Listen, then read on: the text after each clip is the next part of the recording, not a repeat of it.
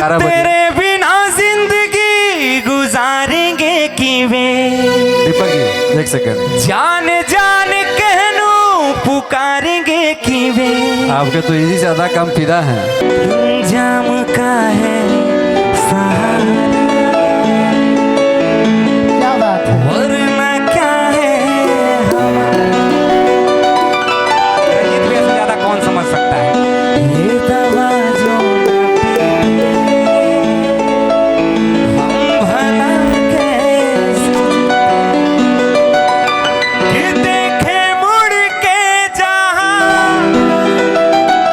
है वही बेबसी, बेखुदी बन गई मेरी जिंदगी। साथ तेरा छूट गया, कैसे कहें कैसे जीते। कभी जान कभी गम पीते हैं। एक नसीहत देना चाहूंगा पीने वाले लोगों को। शायर भी इसमें कहा है, कभी ज्यादा पीते हैं। और हमारे कुशीनगर वाले हमारे बड़े भाई लोग सब लोग हैं, कौन का तो नाम नहीं है। कभी ज्यादा बहुत ज्यादा पीते हैं, और तो और ड्राई डे पे भी पीते हैं। काश हमको लग रहा है कि अगर इधर भी बंद हो जाता तो बिहार से हम लोग का कंपटीशन हो जाता। बबीता जी आपको हम मंच दे के नीचे उतरेंगे, और आप छोटे भाई को, हमारे गोलू को शादी दीदिया के देवरा से सेट हो गई। बहुत सारा गाना इसने मिलियन मिलियन दिया है बबीता जी। अब आप हमारे परिवार के सदस्य हैं तो इसलिए हम सब भाइयों से परिचित कराना चाहते हैं। नहीं तो आपको यहीं पर रहना होगा, नीचे नहीं जाना होगा। तो हम यहीं पर रहेंगे, ठीक हाँ, है। यहीं नीचे पर। कभी कभी उतरेंगे भाइयों से मिलने के लिए। तंतु आइबू है ना, तब से परेशान कर बड़ू है ना। वही जाओ। हाँ और का एक तो लाल तरह के की कहल पहने के। ए गलती हमार नहीं के, घर में आयल बनी लेकिन ठीक भाई। क्या नाम है? क्या तो इनका नाम है क्या? बाप रे। ए बबीता जी छनका दिया जाओगा। सरकार दीजिए, कहना क्या है। इनका के 2 लाइन कहेम खाली, ओकरा बाद से हम बैठेम। इतना देर आइल बा जैसे हुआस आवेला न, भूखवास आवेला न। पहले का भुटेली के कहानी लोग कहे, भरभितना के भुइयाइन लगता, बक्साइन लगता। तो वही इतना जोर से आइल बा, तारा खतरा कुछ कहे का मन करता कि गुलाब जइसन खिलल बारू। हम नहीं कहो है सब केहू के आवाज बा।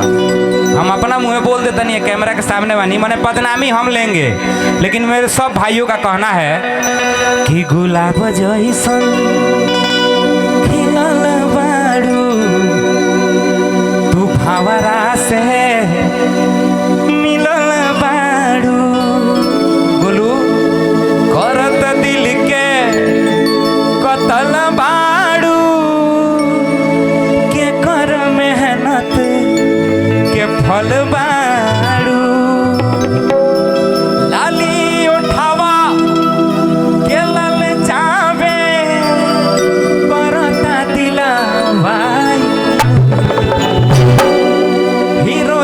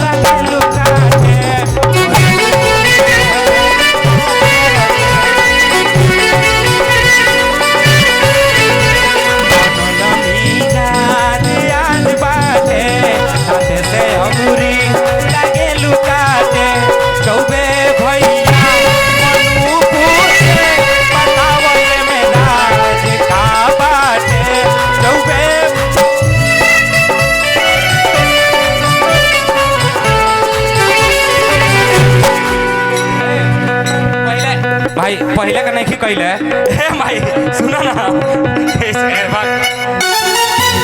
बनल मिर्चा